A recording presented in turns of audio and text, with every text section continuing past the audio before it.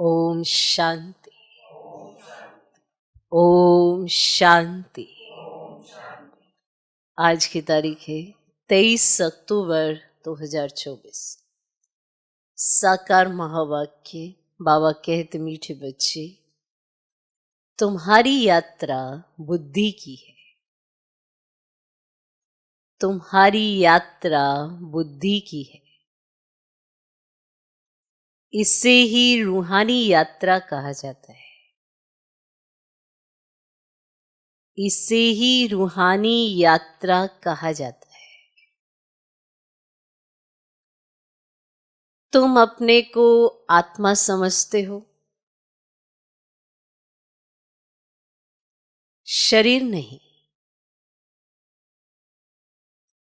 तुम अपने को आत्मा समझते हो, शरीर नहीं। शरीर समझना अर्थात उल्टा लटकना। शरीर समझना अर्थात उल्टा लटकना।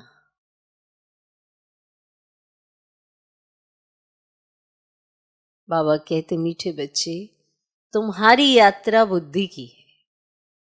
इसे ही रूहानी यात्रा कहा जाता है। तुम अपने को आत्मा समझते हो, शरीर नहीं।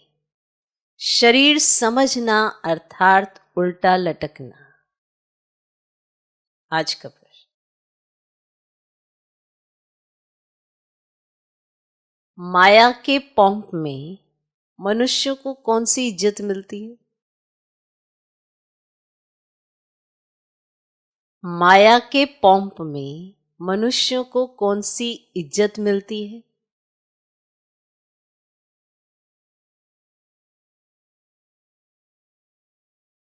माया के पंप में मनुष्यों को कौन सी इज्जत मिलती है? आसुरी इज्जत। कौन सी इज्जत मिलती है? आसुरी इज्जत। मनुष्य किसी को भी आज थोड़ी इज्जत देते, कल उसकी बेइज्जती करते हैं, गालियां देते हैं। मनुष्य किसी को भी आज थोड़ी इज्जत देते, कल उसकी बेइज्जती करते हैं, गालियां देते हैं। माया ने सबकी बेइज्जती की है, पतित बना दिया है। माया ने सबकी बेइज्जती की है, पतित बना दिया है। बाप आए हैं तुम्हें दैवी इज्जत वाला बनाने। बाप आए हैं तुम्हें दैवी इज्जत वाला बनाने। तो माया कौन सी इज्जत देती है? आसुरी इज्जत। कौन सी इज्जत? आसुरी इज्जत। चाहिए? आज इज्जत, कल बेइज्जती, फिर गालियां।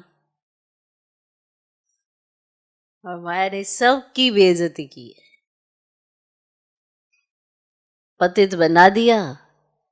और बाबा आए हैं तुम्हें दैवी इज्जत वाला बनाने।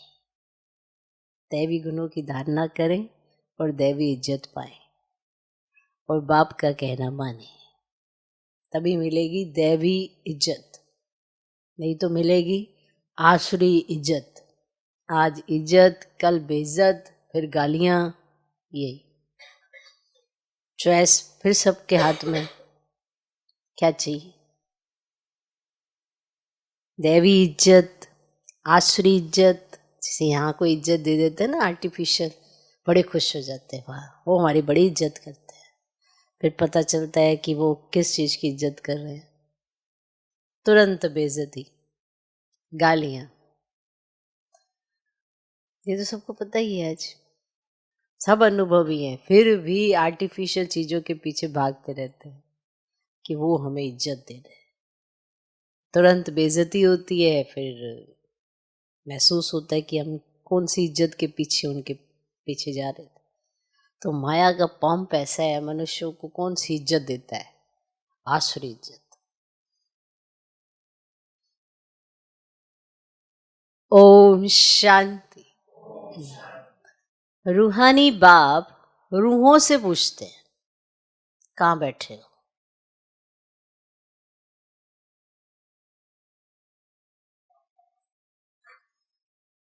तुम कहेंगे विश्व की रूहानी यूनिवर्सिटी में। रूहानी अक्षर तो वो लोग जानते नहीं। विश्वविद्यालय तो दुनिया में अनेक हैं और यह है सारे विश्व में एक ही रूहानी विद्यालय है, एक ही पढ़ाने वाला है। क्या पढ़ाते? रूहानी नॉलेज। क्या पढ़ाते? रूहानी नॉलेज। तो ये है स्पिरिचुअल विद्यालय अर्थात रूहानी पाठशाला। स्पिरिचुअल अर्थात रूहानी नॉलेज पढ़ाने वाला कौन है? ये भी तुम बच्ची अभी जानते हो।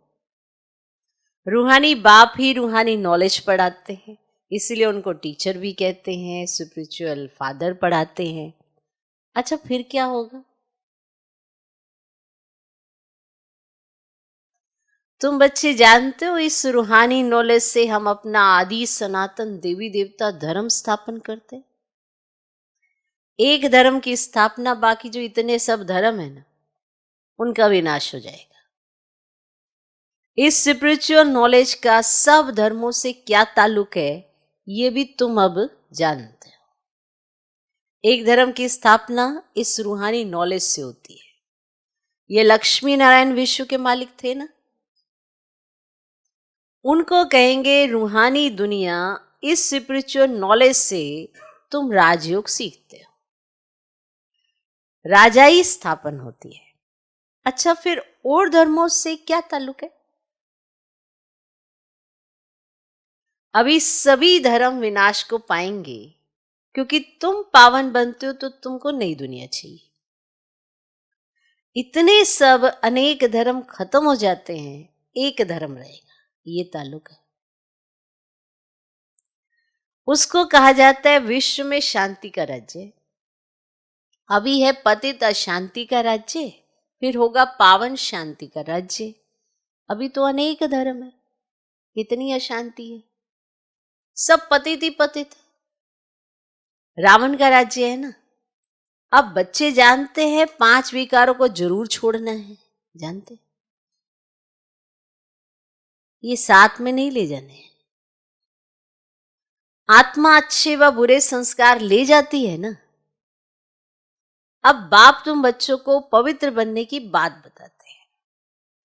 उस पावन दुनिया में कोई भी दुख होता ही नहीं। ये स्पिरिचुअल नॉलेज पढ़ाने वाला कौन है? स्पिरिचुअल फादर, सभी आत्माओं का बाप। स्पिरिचुअल फादर क्या पढ़ाएंगे? Spiritual knowledge. अब इसमें कोई भी किताब आदि की दरकार ही नहीं है, सिर्फ अपने को आत्मा समझ बाप को याद करना है, पावन बनना है। बाप को याद करते करते अंतमति सुगति हो जाएगी। और यह है याद की यात्रा। यात्रा अक्षर अच्छा है। वह है जिस्मानी यात्राएं और यह है रूहानी। अब उसमें तो पैदल जाना पड़ता है, उस यात्रा में हाथ पांव चलाते। अब इसमें कुछ नहीं, सिर्फ याद करना है। पर कहां भी घूमो फिरो, उठो बैठो, अपने को आत्मा समझ बाप को याद करो। डिफिकल्ट बात नहीं है, सिर्फ याद करना है। ये तो रियलिटी है ना। आगे तुम उल्टे चल रहे थे। अपने को आत्मा के बदले शरीर समझना, इसको कहा जाता है उल्टा लटकना। अब आप उल्टे हो गए, वो बाकी जो उल्टे हैं उनको आप उल्टे नजर आ रहे हो, आप सुलटे हो गए। तो अपने को आत्मा समझना यह है सुलटा। अल्लाह जब आते हैं तब आकर पावन बनाते हैं। अल्लाह की पावन दुनिया है, रावण की पतित दुनिया है। और देह अभिमान में सभी उल्टे हो गए। आप सुलटे हुए तो आपको सारे उल्टे नजर आ रहे, उनको आप उल्टे नजर आ रहे। क्या खेल है नहीं। और देह अभिमान में सभी उल्टे हो गए हैं। अब एक ही बार देही अभिमानी बनना है तो तुम अल्लाह के बच्चे हो। अल्लाह हूं नहीं कहेंगे, अल्लाह हूं, वो नहीं हूं, अल्लाह के बच्चे हैं, अल्लाह हूं नहीं कहेंगे। उंगली से हमेशा ऊपर की तरफ इशारा करते हैं, तो सिद्ध होता है अल्लाह वह है। तो यहां जरूर दूसरी चीज है, हम उस अल्लाह बाप का बच्चा हूं, हम भाई भाई हैं। अल्लाह हूं कहने से फिर उल्टा हो जाएगा कि हम सब बाप हैं, परंतु नहीं, बाप तो एक है। उनको याद करना है, अल्लाह एवर प्योर है, अल्लाह खुद बैठ पढ़ाते हैं। थोड़ी सी बात भी मनुष्य कितना मूंझते हैं। शिव जयंती भी मनाते हैं ना। अब श्री कृष्ण है स्वर्ग का पहला राजकुमार, ये बेहद का बाप इनको राज्य भाग्य देते हैं। बाप जो नई दुनिया स्वर्ग स्थापन करते हैं उसमें श्री कृष्ण नंबर 1 प्रिंस है, और बाप बच्चों को पावन बनने की युक्ति बैठ बताते हैं। बच्चे जानते हैं स्वर्ग जिसको बैकुंठ विष्णुपुरी कहते हैं, वह पास्ट हो गया है, फिर फ्यूचर होगा। चक्र फिरता रहता है ना। ये ज्ञान अभी तुम बच्चों को मिलता है, ये धारण कर और फिर कराना है। हर एक को टीचर बनना है, हर एक को टीचर बनना है। किस किस ने बनना है? हाथ खड़ा कर। बनना ऐसे भी नहीं कि टीचर बनने से लक्ष्मी नारायण बनेंगे, नहीं, टीचर बनने से तुम प्रजा बनाएंगे। जितना बहुतों का कल्याण करेंगे उतना उच्च पद पाएंगे, समृद्धि रहेगी। बाप कहते ट्रेन में आते हो तो भी बैच पर समझाओ। बाप पतित पावन लिबरेटर है, पावन बनाने वाला है ना।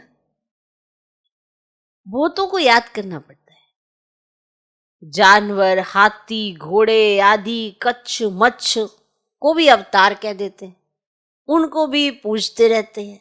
समझते भगवान सर्वव्यापी है, सब में है, सबको खिलाओ, कच्छ मच्छ सबको खिलाओ, सब में भगवान है, सब में आत्मा है, भगवान नहीं।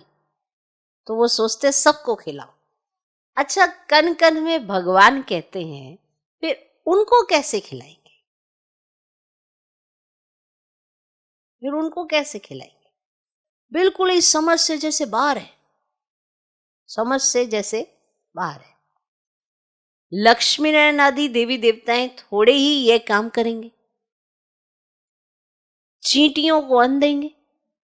तो बाप समझाते तुम हो रिलीजियस और पॉलिटिकल, तुम जानते हो हम धर्म स्थापन कर रहे हैं।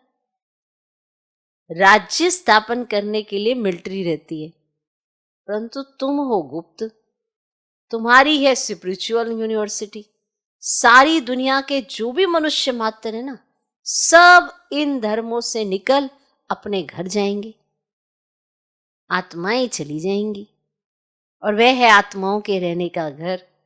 अभी तुम संगम में ऊपर पढ़ रहे हो, फिर सत्युग में आकर राज्य करेंगे, और कोई धर्म नहीं होगा। गीत में भी है ना, बाबा आप जो देते हो ना वे और कोई दे ना सके।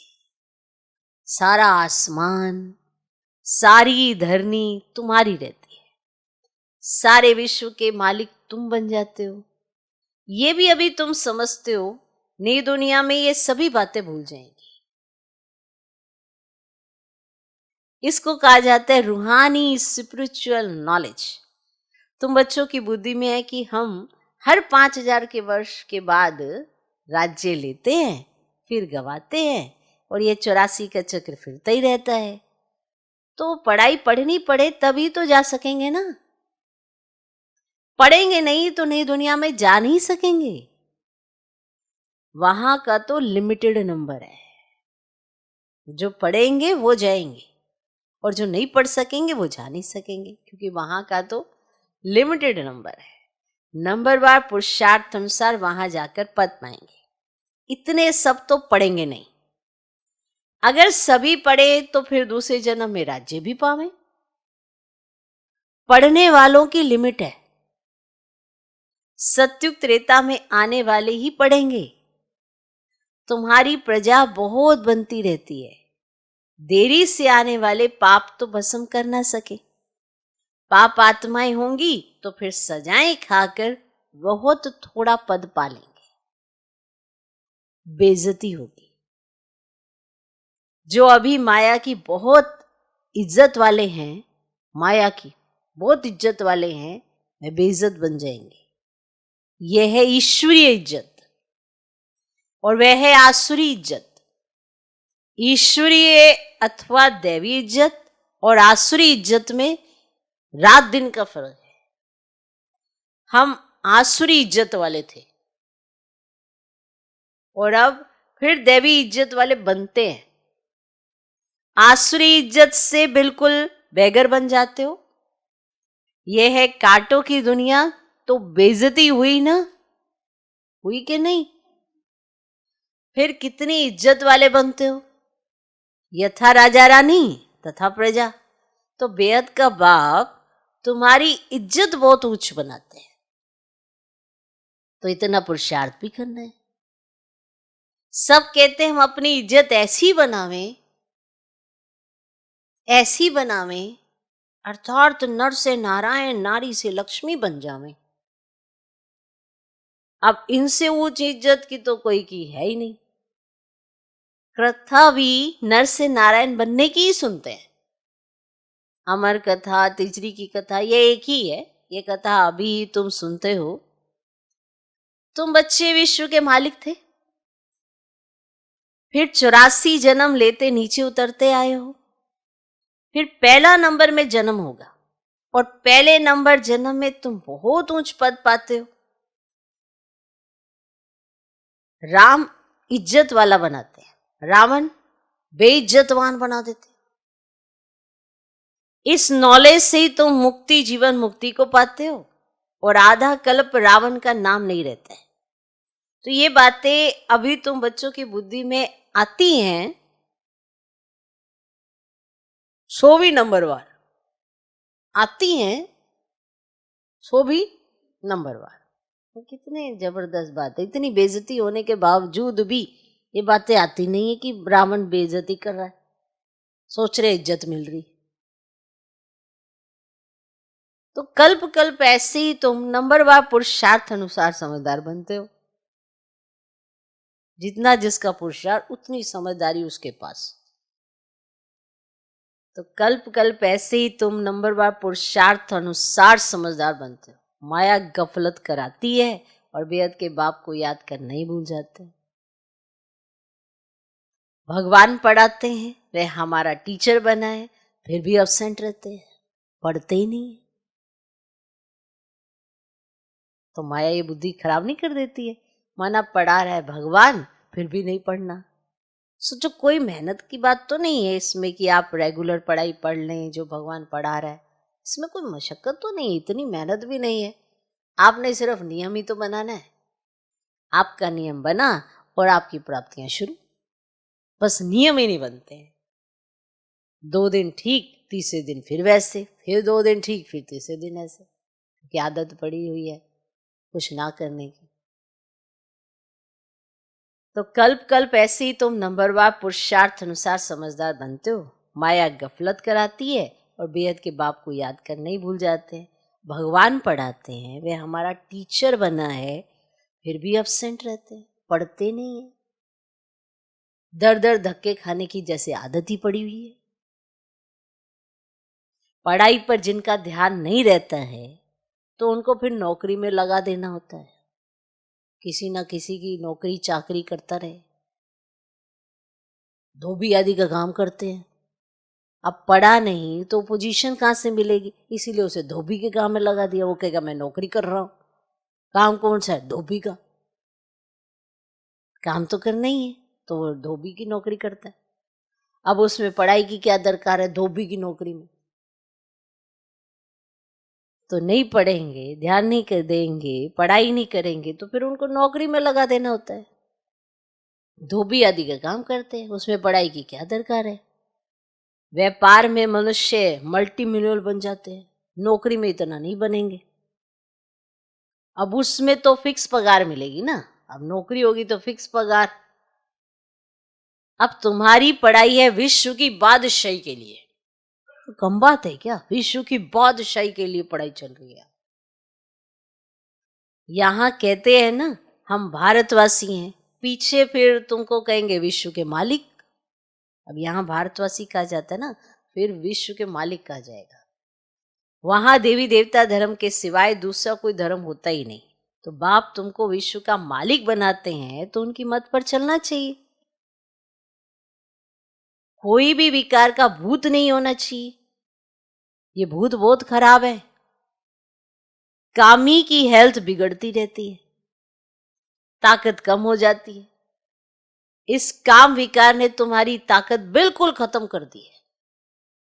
नतीजा यह हुआ है आयु कम होती गई है, भोगी बन पड़े हो। कामी, भोगी, रोगी सब बन जाते हैं। कामी, भोगी, रोगी सब बन जाते हैं और वहां विकार होता ही नहीं। तो योगी होते हैं सदैव तंदुरुस्त और आयु भी 150 वर्ष की होती है। वहां काल खाता ही नहीं।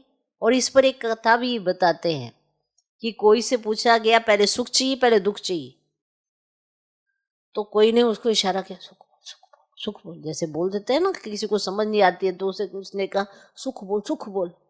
ऐसे तो इशारा किया बोलो पहले सुख चाहिए, सुख चाहिए, क्योंकि सुख में चले जाएंगे तो वहां कोई काल आएगा ही नहीं, अंदर घुस ही ना सके।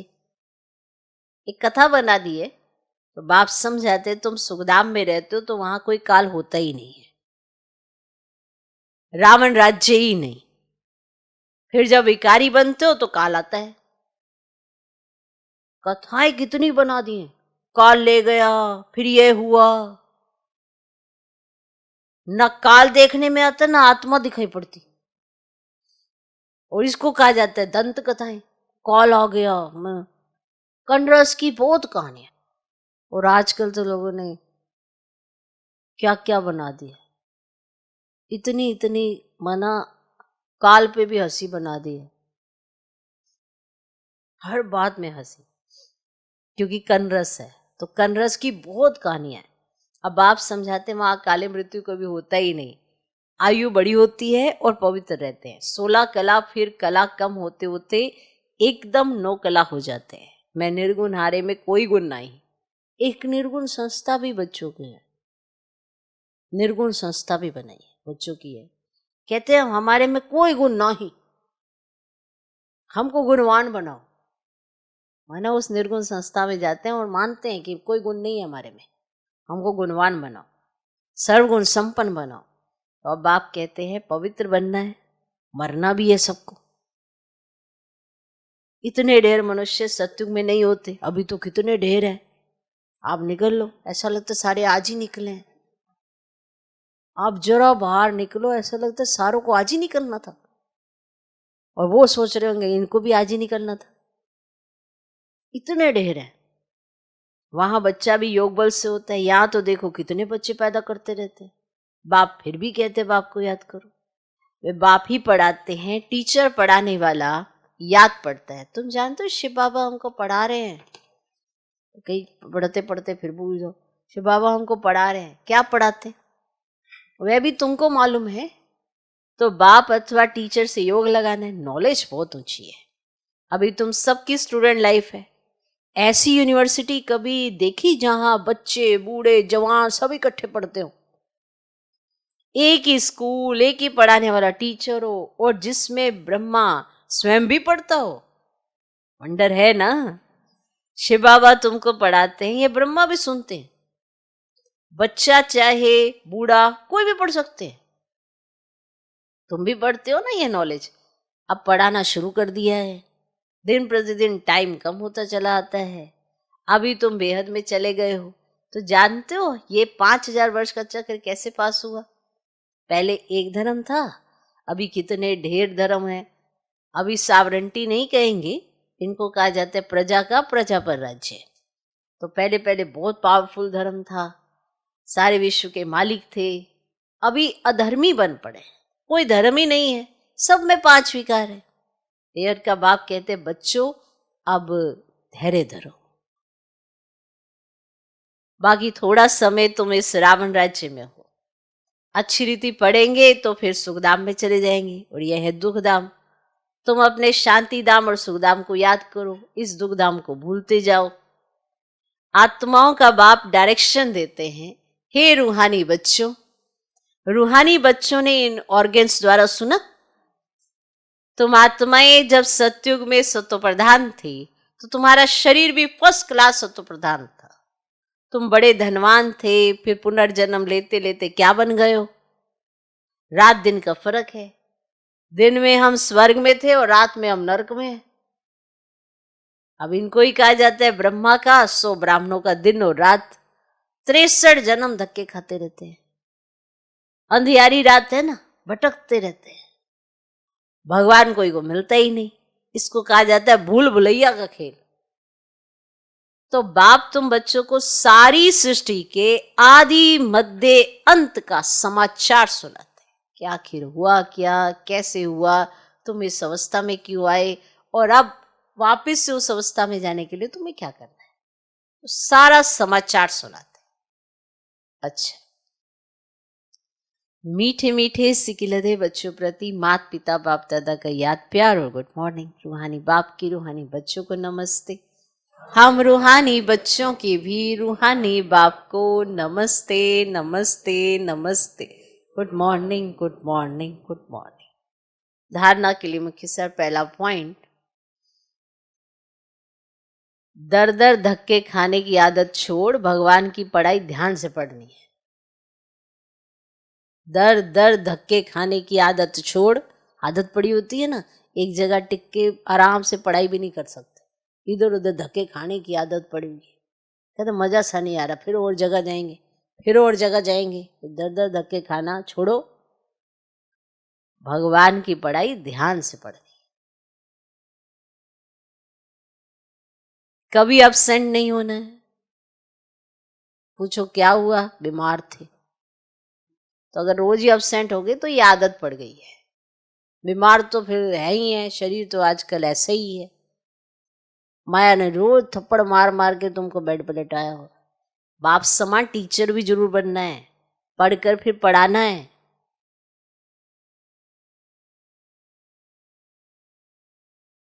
दूसरा पॉइंट, सत्यनारायण की सच्ची कथा सुन, नर से नारायण बनना है। सत्यनारायण की सच्ची कथा सुन, नर से नारायण बनना है। ऐसा इज्जतवान स्वयं को स्वयं ही बनाना है।